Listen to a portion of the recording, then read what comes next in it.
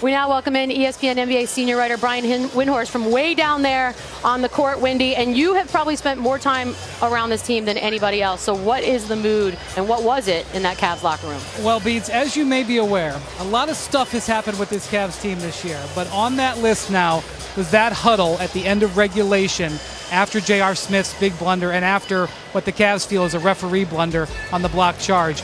That was not a good time for the Cavs. That was a moment where they needed to rally themselves, and it just didn't happen. They were completely defeated in that huddle, and boy, did it show up in the overtime. They were blitzed. They were never in contention. And so the big challenge for them is to pick themselves up and be able to recover in this first quarter tonight. Klay Thompson is hobbled. Andre Iguodala is out. The Warriors may be as vulnerable as they've been in a while, but if they get blitzed, the Cavs get blitzed coming out of the gates tonight because they're still thinking about the fourth quarter on Sunday, they're going to have difficulties, or on the other night on Thursday. So that's something that they've got to focus on. LeBron James averages 14 points a game in the first quarter coming off losses in this postseason. He's got to have another quarter like that for the Cavs to get off to a good start tonight. Wendy, thank you. Always depending on LeBron, that is the theme. And, you know, it's easy to pile on JR, but a lot, like he just mentioned, a lot went wrong in the final minutes of regulation. So how does this team come back from that? Well, the great thing about it is LeBron James had an iconic performance, and I think he's not going to get 50 per se, but he's going to be able to duplicate his dominance. You win the second chance battle. You get 9 more shot attempts. You dominate on the boards. As Wendy mentioned, they're a little bit hobbled. We don't know if Klay's going to go. Iguodala's clearly going to be out. And you come on the road and hope to steal one. That's the mind state at this point. I don't think they will. However, it's important for them to get off to a terrific start. In particular, J.R. Smith, who we showed his blunder late. The only way you come back from this is you focus on the positives. There was a lot of positive things that happened for the Cavs in that game. They kept it close. They didn't turn the basketball over. They controlled the tempo of the game. LeBron was exceptional, obviously, and he can continue to be because they have no matchup for him.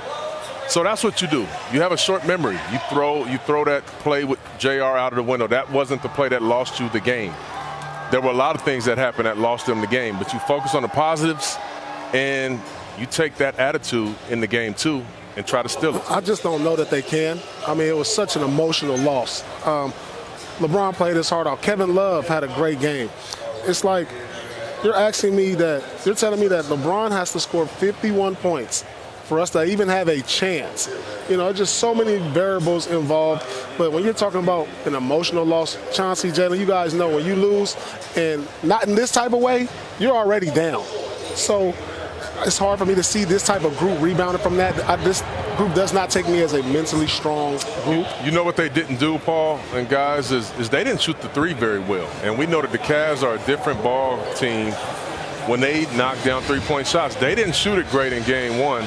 So there are some improvements that they can make as well to where maybe LeBron doesn't have to score 50. Like, I'm talking about headstrong guys, competitive guys that you're like, all right, we're not worried about this. It's time to bounce back. You play with a lot of those type of players. I've played with those players. The Cavs team doesn't strike me as those type of guys when we look around at Korver and Love and J.R. Smith. Like, we're going to put this stuff behind us. That's fair. Stuff like that may linger on with this team. But here's what he does have, guys that have championship experience. Like, you hope to get a better effort out of Tristan Thompson, out of J.R. Smith, as you mentioned. We talking about J.R.'s last play, but George Hill missed the free throw. Exactly. He also won a championship. I just think they're mentally fragile. Right. But one thing, as a group, not LeBron, but the rest of his group. One thing, Bees, they can build on, a lot more minutes featuring Jeff Green along with Kevin Love with LeBron up front. I think that lineup was really positive for the Cleveland Cavaliers in game one. You're like the pessimistic side of the table. You guys are the optimistic side of the table. You guys have all played. If you're in that Cavs locker room and you're about to step out on this court tonight for game two, what do you do? What do you tell yourself? I think for me, like I said, I focus on the positives. And I say, listen, let's get off to a good start. We don't mention game one at all. It's over with. We get off to a good start. We try to get JR a shot or two early, get him not thinking about it at all. LeBron, be aggressive. And we all just jump on his back and follow. They have to play this guy, Kyle Korver, a little bit more, though. I mean, he has a reliable shot.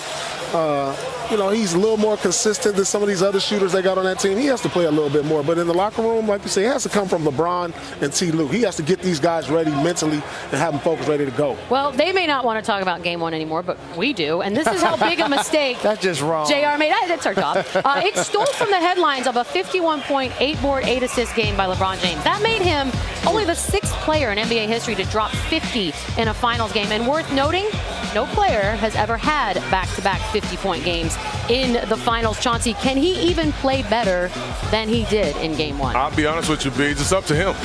They don't have a guy that can stop him, or 2 guys that can stop him. Depends on how aggressive he wants to be. Now, if you come out, Kevin Love is knocking down a couple of shots. JR is.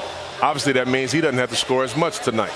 But he can be as aggressive as he wants to be because they don't have a matchup for him. KD had a tough time trying to even stay in front of him He the didn't other want night. those problems. So it all depends on him. But it's the reason why he's never had 50 points in a finals game. He's never done it before. Right. But he's playing on an all-time level right now.